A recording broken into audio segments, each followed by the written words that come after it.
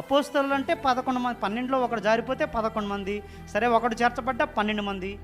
12 మంది అపోస్తలులు అయితే మరి 120 మంది ఎక్కడి నుంచి వచ్చారు? అందులో స్త్రీలు ఉన్నారు, పురుషులు ఉన్నారు, సాధారణమైన విశ్వాసులు కూడా ఉన్నారు. కానీ ఒక్కొక్కరి మీద దేవుని ఆత్మ వాలిందట. ఎందుకనంటే సహవాసం అంటే ఏకభిప్రాయం, అందరిలో ఒకటే అభిప్రాయం.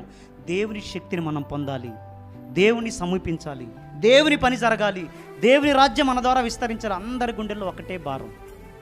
ఇక పరిశుద్ధాత్ముడు పరలోకంలో నిలవలేకపోయాడు. పెళ్ళున అగ్ని నాలుకల వలె ఎవరైతే ఆ మేడగది మీద కూడుకుని ఉన్నారో వాళ్ళ మీద అగ్ని నాలుకల వలె విభాగింపబడి ఒక్కొక్కరిని శక్తి చేత నింపినట్లు మనం లేఖనాల్లో చూడవచ్చు. దేవునికి మహిమ కలుగునుగాక. సహవాసానికి ఎవరైతే విలువిస్తారో వాళ్ళు పరిశుద్ధాత్మ శక్తి చేత నింపబడతారు. హల్లెలూయా.